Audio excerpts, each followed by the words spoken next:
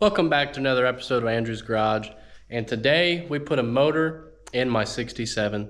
And I know what you're thinking, I was going to put a small block Chevy in there, but I'll give you the backstory on this guy here and how I came about it.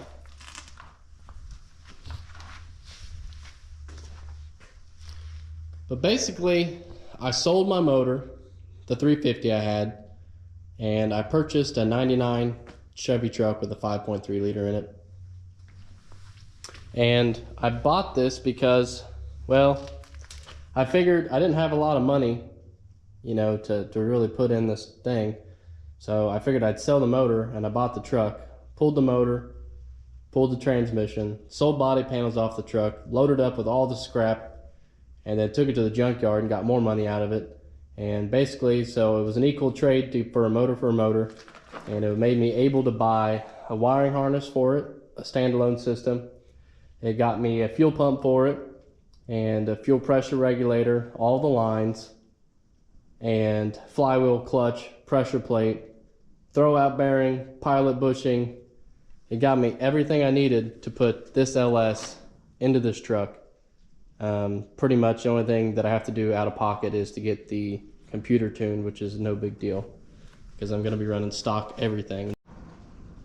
It really won't be that big of a deal, and I'm pretty excited for it because now I get kind of the reliability, and I get to show some people how to adapt a SM465 to an LS if that's something you want to do.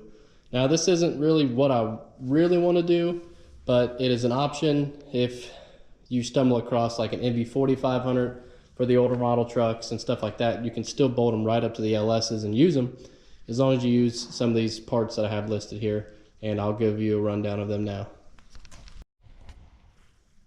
So the flywheel that we have right here is for a 2006 Chevy 2500. So the one with the manual, that would have been the NV4500. So that is the flywheel that we're using. Now the clutch and pressure plate is where it gets tricky. So this is a Luke clutch. It is 04064 part number, and what that'll give you is a pressure plate. I'll spin it around here, line up the bolt holes. So that'll give you a pressure plate that lines up with the factory holes for this LS here. So you can see all my holes are lined up. So this pressure plate will bolt down to this flywheel. So that is a, whatever, 2006 flywheel with a 1970 or 72 clutch and pressure plate. So it'll all bolt together. Pretty neat. So as long as everything works like all the research that I've done, it should be able to bolt together. And of course, minus the top bolt there and the side bolt. And everything else bolts up and lines up, and everything should work with the starter. Everything should be fine. So we will be the ones to test it out and figure it out. So let's get everything bolted together here and see what happens. All right, got her cleaned up, but you know, as much as I want to do, and putting some old bolts in here. Hopefully they survive. But I've lifted the sketchier things.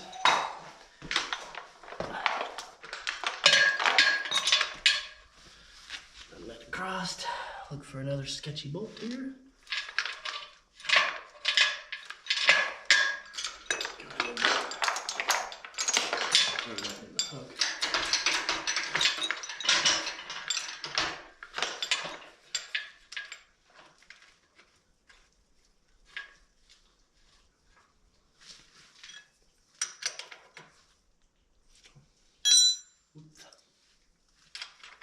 Oops.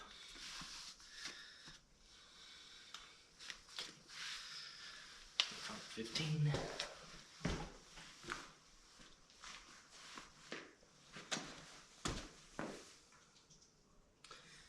There she is.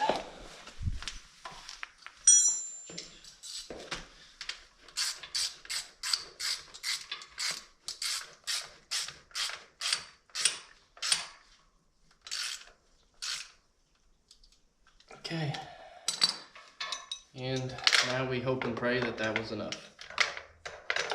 Hold it. Super sketchy. Now, if I was a smart man, I'd pull the front wheels and tires off this and lower it down. But what's the fun of that?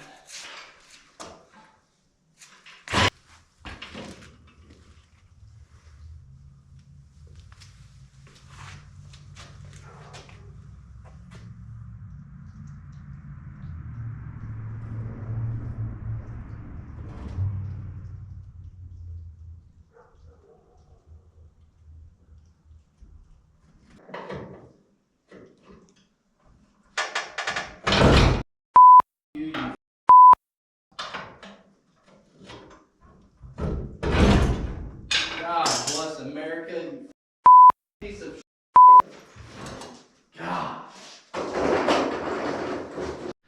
Well, it looks like it's not as easy as what I thought it was going to be. I really thought this motor would just bolt in there. I figured there'd be plenty of room, but that is just not the case. So, bottoming out there.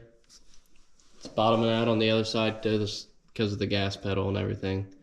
So I'm kind of out of luck, really. It's about an inch from going back far enough to bolt the transmission, so I don't have to mess with drive shaft links or Z-bar linkages or any of that shit. So pretty much where I'm at is fight it, get it all the way back out, and then notch the firewall. I mean, that's about the only options I got. So that is what I'll do. I guess we'll start cutting this firewall, the pristine firewall, out of this 67 truck so we can ruin it with an LS.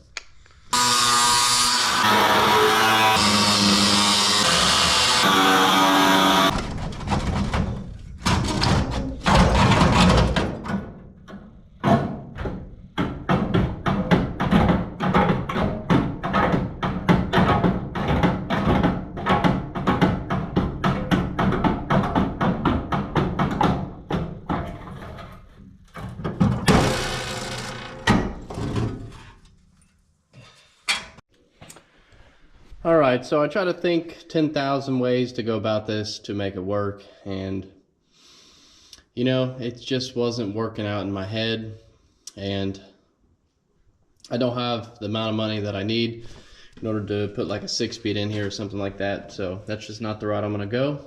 I'm gonna make it work, and I checked it. I did have header or some manifold clearance. I could do that. The only thing that won't work is the clutch pivot point and bar. So yeah, but everything else will work. So basically what I have to do is just put an internal hydraulic clutch in it, which I didn't want to do, but oh well. So if that's the least of the problems, then I'll roll with that. So everything else will work. The headers actually work. The original downpipes that came off those manifolds are actually in about the right spot to go underneath the cross members, so that's good. And I just have to set it back. Now I'm not moving the firewall back any farther because it was already about 6.5 inches to the center of the firewall from this flat face, but it was 6.5 to the center and not to the edges, and there's no reason why it couldn't be all the way to the edges. That gives me more room for everything. So that's what I'm doing now is went ahead and trimmed it up, went through that linkage rod spot, not worried about the small pieces. I'll patch them up later. But I got me a piece of 6-inch metal right there that I'm gonna tack in. And then it'll make me a pattern for the back piece once I get it all tacked up in there. And then we'll start going from there. So not too bad, just gotta get going on it here. So I'll work on getting this piece tacked in, and then I'll work on making up these bottoms a little bit maybe. I might have to do that after I make up the back piece, but we'll just start working on it and see how far we can get.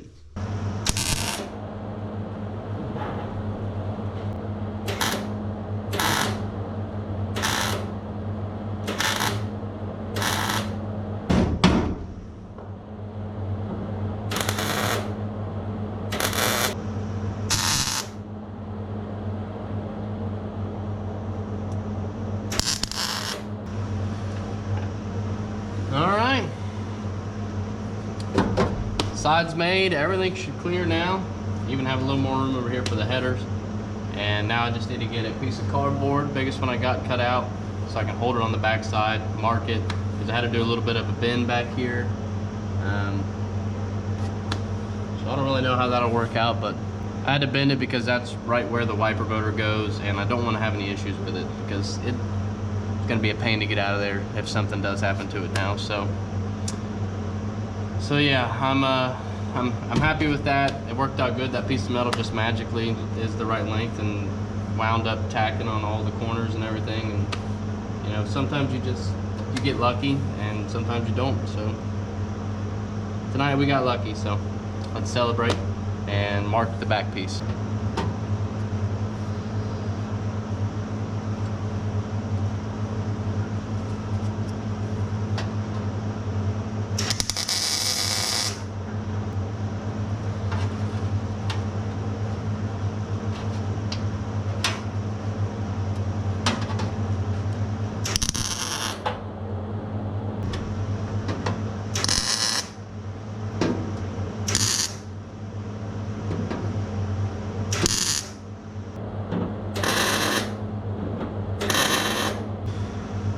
Alright, so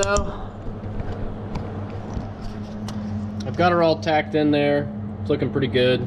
That's where I had to bend it around the wiper motor, and it actually turned out pretty slick once I got it tacked up, beat it back down, and got it sitting pretty good. Now this is not going for perfection, this is going for, you know, function here. So I think it'll do its job pretty good. Now I just need to figure out what I'm going to do down here. So I'm going to go get the centerpiece that's on the ground over there for the shifter surround and put it on the ground and see how close everything is, because I've bent all this up doing whatever, you know. I want to make sure there's plenty of room for the shifter to go through here, because that was a big complaint prior, and if I can build something to go around it real easy, then I'll definitely do that so I don't have to mess with it. So that's where I'm at now, and I definitely want to make sure there's plenty of clearance, so I'll build this, you know. I'll just have to see once I get going, but so far it's looking pretty good. So I've been pretty busy, but I went ahead and got the firewall kind of buttoned up, welded up, seam sealed, and it's painted black. It doesn't look the best, but I think it's alright. So basically, I have the motor installed, it's in there, and the brackets are tacked for the motor mounts, so I still need to pull the motor out. So this is not the official last install of the motor, because I had to snowball and go off track for all the firewall issues and stuff like that. Now the one thing that sucks is I have to use a hydraulic throwout bearing, because the original linkage, it's currently in the way of the header on the driver's side. So that's something I have to work on next, is figuring out what I'm going to do with that. So you'll see that on the next episode of Andrew's Garage. But for now, thanks for watching. We'll see you next week.